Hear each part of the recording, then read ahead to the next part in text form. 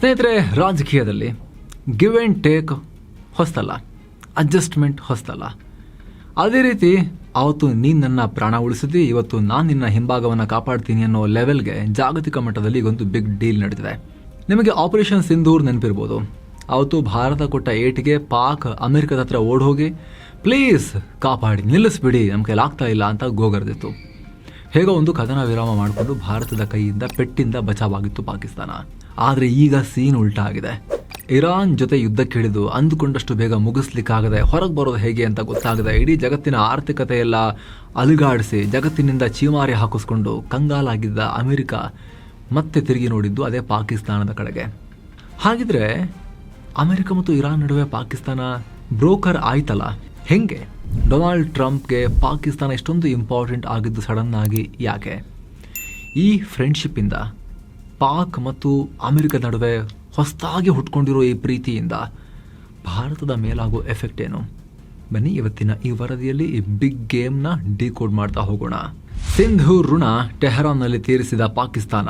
ಪಹಲ್ಗಾಮ್ ದಾಳಿಗೆ ಪ್ರತಿಕಾರವಾಗಿ ಭಾರತ ಆಪರೇಷನ್ ಸಿಂಧೂರ್ ಮಾಡ್ತು. ಉಗ್ರ ನೆಲೆಗಳನ್ನು, ಅವರ ಹೆಡ್ ಕ್ವಾರ್ಟರ್ಗಳನ್ನು ಧ್ವಂಸ ಮಾಡ್ತು.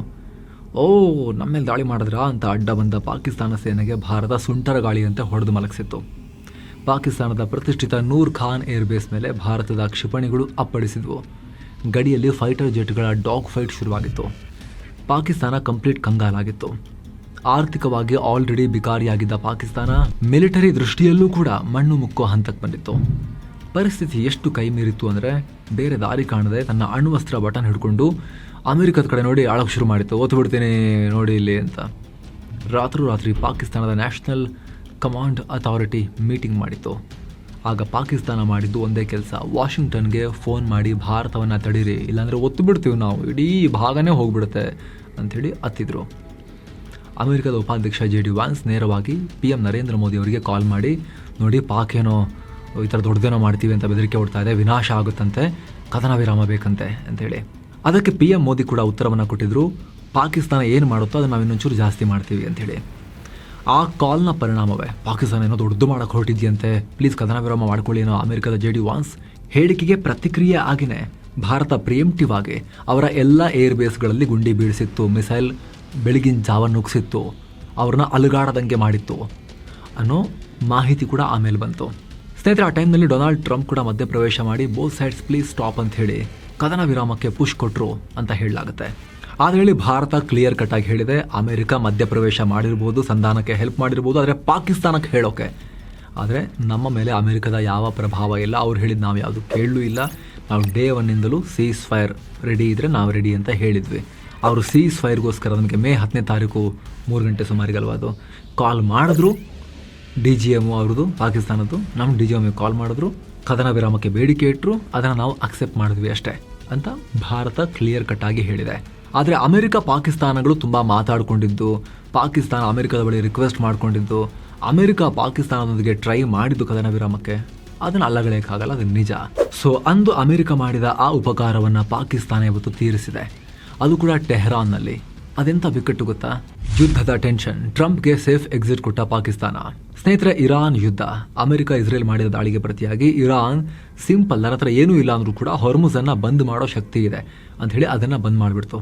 ಒಂದು ಹಡಗು ಮೂವ್ ಆದರೂ ಮಿಸೈಲ್ ಇಡ್ತೀವಿ ಅಂಥೇಳಿ ಯಾರೂ ಬರೋಕ್ಕೆ ಧೈರ್ಯನೇ ತೋರಲಿಲ್ಲ. ಇಡೀ ಜಗತ್ತಿನ ಆರ್ಥಿಕತೆಯ ಪಲ್ಸೇ ಬ್ಲಾಕ್ ಮಾಡೋ ರೀತಿ ಇರಾನ್ ಹೆಜ್ಜೆ ಇಡ್ತು. ಇದು ಟ್ರಂಪ್ಗೆ ಅನಿರೀಕ್ಷಿತ. ಖಾಮನೆ ಹೊಡೆದ್ರೆ ಮುಗಿತು, ಟಾಪ್ ತಲೆಗಳನ್ನ ಹೊಡೆದ್ರೆ ಮುಗಿತು, ಜನ ಬಂಡೆ ಇಡ್ತಾರೆ, ಇರಾನ್ ಬಿದ್ದು ಹೋಗುತ್ತೆ, ರೆಜಿಮ್ ಚೇಂಜ್ ಆಗುತ್ತೆ ಅಂತ ಅನ್ಕೊಂಡಿದ್ದು, ಅದಾಗಿಲ್ವಲ್ಲ. ಮರಿ ಖಾಮನೆ ಬಂದು ಕುತ್ಕೊಂಡಿದಾರಲ್ಲ ಅಲ್ಲಿ, ಮೊಜ್ತಬಾ ಖಾಮನೆ, ಆಯತುಲ್ಲಾ ಖಾಮನೆ ಅವರ ಮಗ, ತಲೆಗಳು ಚೇಂಜ್ ಆದವು, ಸಿಸ್ಟಮ್ ಹಾಗೆ, ರೆಜಿಮ್ ಹಾಗೆ ಇದೆಯಲ್ವಾ. ಜೊತೆಗೆ ಹಾರ್ಮುಜ್ ಕೂಡ ಬ್ಲಾಕ್ ಆಗೇ ಇದೆ. ಏನು ಮಾಡೋಣ ಈಗ? ಇಡೀ ಜಗತ್ತಿನ ರಾಷ್ಟ್ರಗಳು ಛೀ ಥೂ ಅಂತ ಉಗಿತಾ ಇದ್ದಾರೆ. ಎಷ್ಟಂತ ಒರೆಸ್ಕೊಳ್ಳೋದು? ಯುದ್ಧ ಮುಂದುವರೆದ್ರೆ ಅಮೆರಿಕದ ಎಕಾನಮಿಗೂ ಕೂಡ ಹೊಡೆತ. ಅಮೆರಿಕದಲ್ಲೇ ತೈಲ ಬೆಲೆ 30-40% ಏರಿಕೆ ಆಗಿಬಿಟ್ಟಿದೆ. ಅಮೆರಿಕದಲ್ಲೇ ಮಿಡ್ ಟರ್ಮ್ ಎಲೆಕ್ಷನ್ ಬರ್ತಾ ಇದೆ. ನವೆಂಬರ್ ಅಷ್ಟೊತ್ತಿಗೆ ಅಮೆರಿಕದಲ್ಲಿ ಮಿಡ್ ಟರ್ಮ್ ಎಲೆಕ್ಷನ್ ಇದೆ. ಏನು ಮಾಡೋದು? ಅಪ್ರೂವಲ್ ರೇಟಿಂಗ್ ಬಿದ್ದು ಹೋಗ್ತಾ ಇದೆ. ಯುದ್ಧ ಆದಾಗ ಅಪ್ರೂವಲ್ ರೇಟಿಂಗ್ ಎಲ್ಲ ಅಧ್ಯಕ್ಷರುಗಳದ್ದು ಹಿಂದೆ ಅಮೆರಿಕದಲ್ಲಿ ಮೇಲಕ್ಕೆ ಹೋಗಿದೆ. 10-20%. ಇವ್ರದ್ದು 36 ಇದ್ದಿದ್ದು, ಲೋನೇ ಇದ್ದಿದ್ದು 32-33%ಗೆ ಬಿದ್ದು ಹೋಗಿತ್ತು ಒಂದು ತಿಂಗಳಲ್ಲಿ. ಮತ್ತೆ ಇರಾನ್ ವಾರ್ ಶುರು ಆದಮೇಲೆ. ಸೊ ಟ್ರಂಪ್ಗೆ ಏನಾಗಿದೆ, ಭಾಳ ಸುಟ್ಟಂಗಾಯಿತು. ದಿನಕ್ಕೊಂದು ವಿಚಿತ್ರ ಹೇಳಿಕೆಗಳನ್ನು ಕೊಡೋಕೆ ಶುರು ಮಾಡಿದ್ರು ಟ್ರಂಪ್. ಅಂಥ ಟೈಮ್ನಲ್ಲಿ ಮುಖ ಉಳಿಸ್ಕೊಂಡು ಹೊರ ಬರೋಕೆ ಯಾರ್ದಾದ್ರೂ ಸಹಾಯ ಬೇಕಿತ್ತು. ಫೇಸ್ ಸೇವಿಂಗ್ ಎಕ್ಸಿಟ್ಗೋಸ್ಕರ ನೇರವಾಗಿ ಇರಾನ್ ಜೊತೆ ಮಾತಾಡೋಕೆ ಈಗೋ ಅಡ್ಡಿ ಬರುತ್ತೆ. ಈ ಗ್ಯಾಪ್ನಲ್ಲಿ ಎಂಟ್ರಿ ಕೊಟ್ಟಿದ್ದೆ ಪಾಕಿಸ್ತಾನ.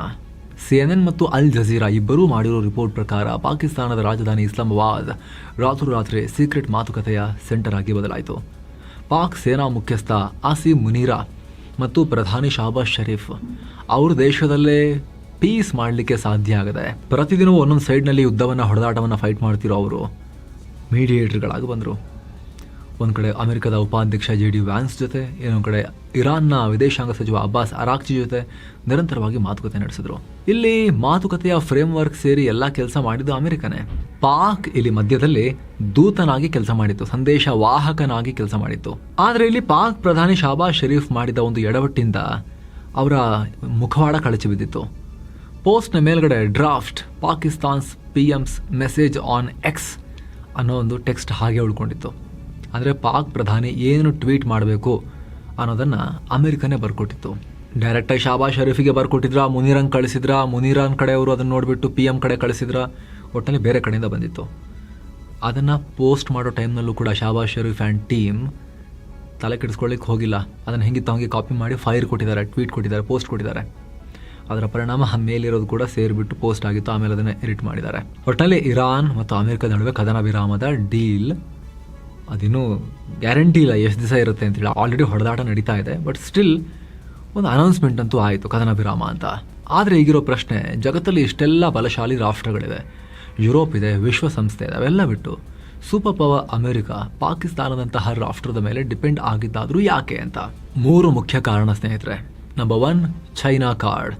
ಇರಾನ್ ಮೇಲೆ ಬೇರೆ ದೇಶಗಳಿಗಿಂತ ಹೆಚ್ಚು ಪ್ರಭಾವ ಇರೋದು ಚೈನಾಗೆ. ಆದರೆ ಅಮೆರಿಕ ನೇರವಾಗಿ ಚೈನಾಗೆ ಪ್ಲೀಸ್ ಹೆಲ್ಪ್ ಮಾಡಿ ಅಂತ ಕೇಳೋಕ್ಕಾಗಲ್ವಲ್ಲ. ಹಾಗೇನಾದರೂ ಕೇಳಿಬಿಟ್ರೆ ಟ್ರಂಪ್ ಶತ್ರುಗಳ ಮುಂದೆ ಕೈ ಚಾಚಿ ಬಿಟ್ರು ಅನ್ನೋ ಭಾರಿ ಅವಮಾನ ಆಗುತ್ತೆ. ಒಂದು ವೇಳೆ ಅಮೆರಿಕ ಡೈರೆಕ್ಟಾಗಿ ಕೇಳಿದ್ರು ಕೂಡ ಚೈನಾ ಹೆಲ್ಪ್ ಮಾಡುತ್ತೆ ಅನ್ನೋ ಗ್ಯಾರಂಟಿ ಇಲ್ಲ. ಅಲ್ಲಿಗೆ ಪಾಕಿಸ್ತಾನ ತನ್ನ ಆಲ್ ವೆದರ್ ಫ್ರೆಂಡ್ ಚೈನಾನ ಯೂಸ್ ಮಾಡ್ಕೊಳ್ತು.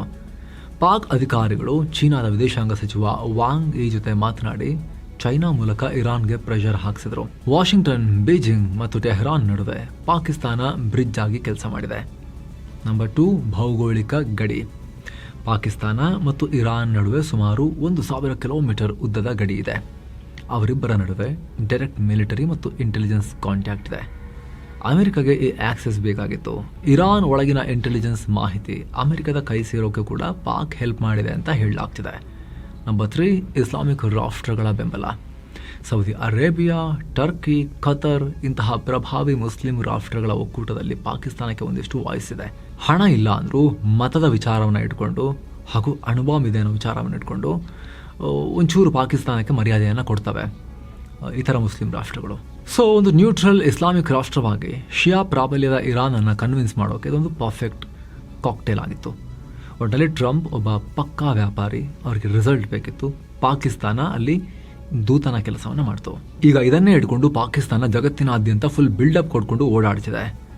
ಯಾವ ಲೆವೆಲ್ಗೆ ಅಂದರೆ ಅವರ ಪಾರ್ಲಿಮೆಂಟ್ನಲ್ಲಿ ನಿರ್ಣಯ ತಗೊಂಬಂದಿದ್ದಾರೆ. ಈಗ ಶಹಬಾಜ್ ಶರೀಫ್ಗೆ, ಆಸಿಮ್ ಮುನೀರ್ಗೆಲ್ಲ ನೊಬೆಲ್ ಶಾಂತಿ ಪ್ರಶಸ್ತಿ ಕೊಡಬೇಕು ಅಂಥೇಳಿ ಪಾಕಿಸ್ತಾನದ ಪಾರ್ಲಿಮೆಂಟ್ನ ಆಸ್ತಿ ಅಂತ ಅಂದ್ಕೊಂಡಿದ್ದಾರೆ ನೊಬೆಲ್ ಪ್ರೈಸ್. ಇವರು ನಿರ್ಣಯ ಅಂಗೀಕಾರ ಮಾಡ್ತಾರಂತೆ. ಅವರು ಇರಲಿ, ಸಿಕ್ಕಾಪಟ್ಟೆ ಬಿಲ್ಡಪ್ ಕೊಡ್ಕೊಂಡು ಓಡಾಡ್ತಿದ್ದಾರೆ. ಇದರಿಂದ ಭಾರತದ ಮೇಲಾಗೋ ಪರಿಣಾಮಗಳೇನು?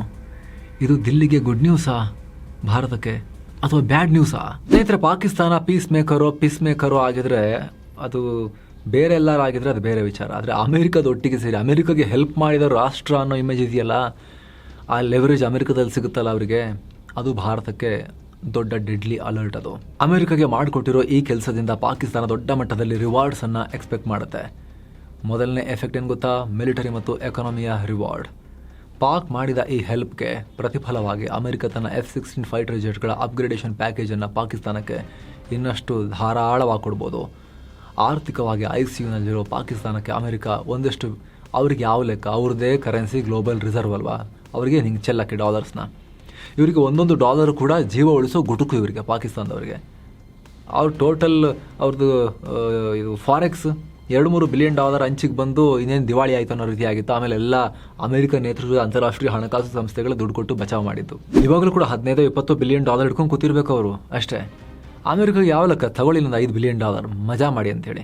ಆ ಕಡೆ UAEನವರು ಕೂಡ $3.5 ಬಿಲಿಯನ್ ಕೊಡಿ ವಾಪಸ್, ನಿಮಗೆ ಎಕ್ಸ್ಟೆನ್ಷನ್ ಕೊಡೋಕ್ಕಾಗಲ್ಲ, ಕೊಡಿ ಅರ್ಜೆಂಟಾಗಿ ಕೊಡಿ ಅಂತ ವಾಪಸ್ ಕೇಳಿದಾರಲ್ಲ. ಸೊ ಪಾಕಿಸ್ತಾನಕ್ಕೆ ತಗೊಳ್ಳಿ ಅಂತ ಹಿಂಗೆ $5-10 ಬಿಲಿಯನ್ ಚೆಲ್ಲಿ ಇನ್ನಷ್ಟು ಅವ್ರನ್ನ ಹೇಳ್ದಂಗೆ ಕೇಳಂಗೆ ಇಟ್ಕೊಳ್ಳೋದು ಅವ್ರಿಗೇನು ಭಾಳ ಕಷ್ಟ ಇಲ್ಲ ಅಮೆರಿಕಾಗೆ. ಜೊತೆಗೆ ಆಗಲೇ ಹೇಳಿದ್ವಿ, ಅಂತಾರಾಷ್ಟ್ರೀಯ ಸಂಸ್ಥೆಗಳಿಂದಲೂ ಕೂಡ ಅಮೆರಿಕ ಕೊಡಿಸುತ್ತೆ ಅಂತೇಳಿ ಪಾಕಿಸ್ತಾನಕ್ಕೆ. IMF 2024ರಲ್ಲಿ $7 ಬಿಲಿಯನ್ ಕೊಡೋಕೆ ಒಪ್ಪಿಗೆ ಕೊಟ್ಟಿದೆ. ಇದುವರೆಗೆ ಕೊಟ್ಟಿರೋದು $1 ಬಿಲಿಯನ್ ಮಾತ್ರ. ಉಳಿದ ಹಣವನ್ನು ಬೇಗ ರಿಲೀಸ್ ಮಾಡಿಸೋಕ್ಕೂ ಕೂಡ ಅಮೆರಿಕ ಹೆಲ್ಪ್ ಮಾಡ್ಬೋದು. ಓಕೆ, ಅವರು ಭಿಕ್ಷೆ ಎತ್ತಿ ಪಾಕಿಸ್ತಾನ ಜನರನ್ನ ಉದ್ಧಾರ ಮಾಡ್ತಾರೆ, ಎಜುಕೇಷನ್ ಚೆನ್ನಾಗಿ ಕೊಡ್ತಾರೆ ಅಂದರೆ ಭಾರತಕ್ಕೂ ಖುಷಿನೇ. ಚೂರು ಇವರ ತಲೆಯಲ್ಲಿ ಸೇರಿರೋ ಈ ನಶೆ, ಉಗ್ರ ನಶೆ ಕಮ್ಮಿ ಆಗ್ಬೋದು ಸ್ವಲ್ಪ ಎಜುಕೇಟೆಡ್ಸ್ ಎಲ್ಲ ಆದರೆ ಅಂಥೇಳಿ ಸ್ವಲ್ಪ ಅನ್ಕೋಬೋದು ನಾವು, ಅಭಿವೃದ್ಧಿ ಆಗ್ತಿದ್ದಾರೆ, ಜನರಿಗೆ ಹೋಗ್ತಿದೆ ಅಂಥೇಳಿ. ಆದರೆ ಅದನ್ನು ತಿರ್ಗ್ಸೋದವರು ಮಿಸೈಲಿಗೆ ಖರ್ಚು ಮಾಡಿ ಭಾರತದ ಕಡೆಗಲ್ವಾ, ಉಗ್ರಗಾಮಿಗಳನ್ನು ಸಾಕಿ ಟ್ರೈನಿಂಗ್ ಕೊಟ್ಟು ನಮ್ಮಲ್ಲಿ ನುಗ್ಗಿಸ್ಲಿಕ್ಕಲ್ವಾ, ಅದು ಟೆನ್ಷನ್. ಇದೆಲ್ಲದರ ಅತಿ ದೊಡ್ಡ ಎಫೆಕ್ಟ್ ಎಲ್ಲಾಗುತ್ತೆ ಗೊತ್ತಾ ಸ್ನೇಹಿತರೆ, ಕಾಶ್ಮೀರ ಮತ್ತು LOC ಮೇಲೆ. ಈಗ ಅಮೆರಿಕ ನಮ್ಮ ಬೆನ್ನಿಗಿದೆ, ನಾವೇ ಜಾಗತಿಕ ಶಾಂತಿ ಪ್ರಿಯರು ಅನ್ನೋ ಒಂದು ಹುರುಪಿಗೆ ಬರ್ತಾರೆ ಪಾಕಿಸ್ತಾನದವರು. ಲೈನ್ ಆಫ್ ಕಂಟ್ರೋಲ್ನಲ್ಲಿ ಮತ್ತೆ ಅವರು ಭಾರತವನ್ನು ಕೆಣಕೋಕೆ ಪ್ರಯತ್ನ ಪಡ್ಬೋದು, ಇನ್ನಷ್ಟು ಉಗ್ರರನ್ನು ನುಗ್ಗಿಸೋಕೆ ಪ್ರಯತ್ನ ಪಡ್ಬೋದು. ಹಾಗೆ ಕಾಶ್ಮೀರ ವಿಚಾರವನ್ನು ಇನ್ನಷ್ಟು ವಿಶ್ವಸಂಸ್ಥೆ ಲೆವೆಲಲ್ಲಿ ಕೆದಕಿ ಅದನ್ನು ಇನ್ನಷ್ಟು ಇಂಟರ್ನ್ಯಾಷನಲೈಸ್ ಮಾಡೋಕ್ಕೆ ಪ್ರಯತ್ನ ಪಡ್ಬೋದು. ಭಾರತ ಇಷ್ಟು ದಿವಸ ಪಾಕನ್ನು ಉಗ್ರ ರಾಷ್ಟ್ರ ಅಂತ ಜಗತ್ತಿನ ಮುಂದೆ ಪದೇ ಪದೇ ಬ್ರ್ಯಾಂಡ್ ಮಾಡಿತ್ತು. ಬ್ರ್ಯಾಂಡ್ ಮಾಡೋದಂದರೆ ನಾವೇನು ಬ್ರ್ಯಾಂಡ್ ಮಾಡಬೇಕಂತಿಲ್ಲ, ಅವ್ರದ್ದು ಅದು ಒಳಗಿರೋ ಕ್ವಾಲಿಟಿ, ಅದು ಅವರ ಒಳಗಿರೋ ಒಂದು ಟ್ಯಾಲೆಂಟ್, ಅದನ್ನು ಜಗತ್ತಿಗಷ್ಟು ಪರಿಚಯ ಇರಲಿಲ್ಲ. ಭಾರತ ಪರಿಚಯ ಮಾಡಿಕೊಟ್ಟಿತ್ತು, ಚೆನ್ನಾಗಿ ಅವರ ಬ್ರ್ಯಾಂಡ್ಗೆ ಗ್ಲೋಬಲ್ ಲೆವೆಲಲ್ಲಿ ಮನ್ನಣೆ ಸಿಕ್ಕಿತ್ತು ಉಗ್ರ ರಾಷ್ಟ್ರ ಅಂಥೇಳಿ. ಆದರೆ ಈಗ ಪಾಕಿಸ್ತಾನ ಭಾರತ ಹೇಳ್ತಿರೋ ಸುಳ್ಳು, ನಾವು ಶಾಂತಿ ದೂತರು ಅಂಥೇಳಿ ಪೋಸ್ ಕೊಡುತ್ತೆ ಈಗ. ಸೊ ಸ್ನೇಹಿತರೆ, ಇದು ಪಾಕಿಸ್ತಾನ ಯಾವ ರೀತಿ ಅಡ್ವಾಂಟೇಜ್ ತಗೊಳ್ಳೋಕೆ ಟ್ರೈ ಮಾಡುತ್ತೆ, ಭಾರತ ಯಾಕೆ ಇದನ್ನು ಕೇರ್ಫುಲಿ ಮಾನಿಟರ್ ಮಾಡಬೇಕು, ಅಮೆರಿಕದೊಂದಿಗೆ ಭಾರತದ ಸಂಬಂಧ ಅದು ಹಳಸದಂತೆ ನೋಡ್ಕೊಳ್ಳೋದು ಎಷ್ಟು ಮುಖ್ಯ ಈ ಟೈಮ್ನಲ್ಲಿ. ಅವರಿದೊಂದು ಡೀಲ್ನಲ್ಲಿ ಇರಾನ್ನಲ್ಲಿ ಸೀಸ್ ಫೈರ್ಗೆ ನಾವು ಓಡಾಡಿದ ತಕ್ಷಣ ಅವ್ರು ಇಂಪಾರ್ಟೆಂಟ್ ಅಷ್ಟಲ್ಲ, ಲಾಂಗ್ ಟರ್ಮ್ಗೆ ನಾವೇ ನಿಮಗೆ ಮುಖ್ಯ, ಭಾರತವೇ ಇಂಪಾರ್ಟೆಂಟ್ ಈ ಭಾಗದಲ್ಲಿ, ಏಷ್ಯಾ ಪ್ಯಾಸಿಫಿಕ್ನಲ್ಲಿ ಅಥವಾ ಇಂಡೋ ಪ್ಯಾಸಿಫಿಕ್ನಲ್ಲಿ ಅಂಥೇಳಿ ಅಮೆರಿಕಾಗೆ ಕರೆಕ್ಟಾಗಿ ಮನವರಿಕೆ ಮಾಡಿಕೊಡ್ಬೇಕು, ಕಮ್ಯುನಿಕೇಟ್ ಮಾಡಬೇಕು ಭಾರತ. ಪಾಕಿಸ್ತಾನ ತನ್ನ ಜಿಯೋಗ್ರಫಿಕಲ್ ಲೊಕೇಶನ್ನೇ ದೊಡ್ಡ ಆಸ್ತಿ ಅಂತ ಹೇಳಿಕೊಂಡು ಅಫ್ಘಾನ್ ಯುದ್ಧ ಟೈಮ್ನಲ್ಲೂ ಅಮೆರಿಕಾಗೆ ಬೇಕಾಯ್ತು, ಈಗ ಇರಾನ್ ವಾರ್ ಟೈಮ್ನಲ್ಲೂ ಅಮೆರಿಕಾಗೆ ಬೇಕಾಯ್ತು ಅವರು. ಸೊ ಮಧ್ಯೆ ಮಧ್ಯೆ ಕೈ ಬಿಟ್ಟಿದ್ರು ಪಾಕಿಸ್ತಾನವನ್ನು ಅಮೆರಿಕನ್ಸ್. ಈಗ ಇವ್ರನ್ನ ಕೈ ಬಿಡಬಾರ್ದು ನೋಡಿ, ಈ ಹಿಂದೆನೂ ಯೂಸ್ ಆಗಿದ್ರು, ಈಗ ಮತ್ತೆ ಯೂಸ್ ಆಗಿದ್ದಾರೆ, ಯಾರಿಗೊತ್ತು ಮತ್ತೆ ಇವ್ರು ಬೇಕಾಗ್ಬೋದು ಅಂಥೇಳಿ ಅವ್ರನ್ನ ತೀರಾ ಅಮೆರಿಕನ್ಸ್ ಮುದ್ದು ಮಾಡೋಕ್ಕೆ ಹೋಗ್ದಿರೋ ಥರ ಭಾರತ ಡಿಪ್ಲೊಮ್ಯಾಟಿಕ್ ಗೇಮ್ ಪ್ಲೇಯನ್ನು ಮಾಡಬೇಕಾಗತ್ತೆ. ಈ ವಿಡಿಯೋ ರೆಕಾರ್ಡ್ ಮಾಡ್ತಿರೋ ಟೈಮ್ನಲ್ಲಿ ನಮ್ಮ ವಿದೇಶಾಂಗ ಕಾರ್ಯದರ್ಶಿ ವಿಕ್ರಮ್ ಮಿಶ್ರಿ ಅವರು ಅಮೆರಿಕದಲ್ಲೇ ಇದ್ದಾರೆ. ಸೀಸ್ ಫೈರ್ ಘೋಷಣೆ ಆಗ್ತಿದ್ದ ಹಾಗೆ ಇವರಲ್ಲಿ ಇದಾರೀಗ. ಸೊ ಈ ರೀತಿಯೆಲ್ಲ ಭಾರತ ಎಫರ್ಟ್ ಹಾಕಬೇಕಾಗತ್ತೆ. ಅದು ಬಿಟ್ಟು ಯುದ್ಧ ನಿಂತರೆ ಒಳ್ಳೇದಲ್ವಾ? ಡೆಫಿನೆಟ್ಲಿ ಒಳ್ಳೇದೇ, ನಮಗೆ ಮಾತ್ರ ಇಡೀ ಜಗತ್ತಿಗೆ ಒಳ್ಳೇದು, ಭಾರತಕ್ಕಂತೂ ತುಂಬ ಒಳ್ಳೇದು ಯುದ್ಧ ನಿಂತಿರೋದು. ಆದರೆ ಮಧ್ಯದಲ್ಲಿ ಪಾಕಿಸ್ತಾನ ಬೇಯಿಸಿಕೊಳ್ಳೋ ಬೇಳೆ ಬಗ್ಗೆ ಕೂಡ ನಾವು ಸ್ವಲ್ಪ ಕಣ್ಣಿಟ್ಟು ನೋಡ್ತಾ ಇರಬೇಕು. ಇದ್ರ ಬಗ್ಗೆ ನಿಮ್ಮ ಒಪಿನಿಯನ್ ಏನು ಮಿಸ್ ಇಲ್ಲದೆ ಕಾಮೆಂಟ್ ಮಾಡಿ ತಿಳಿಸಿ. ಹಾಗೆ ಸ್ನೇಹಿತರೆ, ವಿಡಿಯೋ ಕೆಳಗಡೆ ಇರೋ ಜಾಯಿನ್ ಬಟನ್ ಮೂಲಕ ಆಸಕ್ತ ವೀಕ್ಷಕರು ಮಸ್ತ್ ಮಗ ಪ್ರೀಮಿಯಂ ಮೆಂಬರ್ಶಿಪ್ ಅನ್ನು ಕೂಡ ಸೇರಬಹುದು. ಎಲ್ಲ ಮೆಂಬರ್ ಓನ್ಲಿ ವೀಡಿಯೋಸನ್ನು ನೋಡೋಕೆ ಶುರು ಮಾಡ್ಬೋದು. ಎಲ್ಲಕ್ಕಿಂತ ಹೆಚ್ಚಾಗಿ ನಿಮ್ಮ ಒಂದೊಂದು ಮೆಂಬರ್ಶಿಪ್ ಕೂಡ ವೆರಿ ವೆರಿ ಇಂಪಾರ್ಟೆಂಟ್ ನಮ್ಮ ತಂಡಕ್ಕೆ ನೀವು ಕೂಡ ಅತಿ ದೊಡ್ಡ ಸಪೋರ್ಟ್. ಅದು ಆಸಕ್ತರು ಚೆಕ್ ಮಾಡಿ. ನಮಸ್ಕಾರ ಸ್ನೇಹಿತರೆ.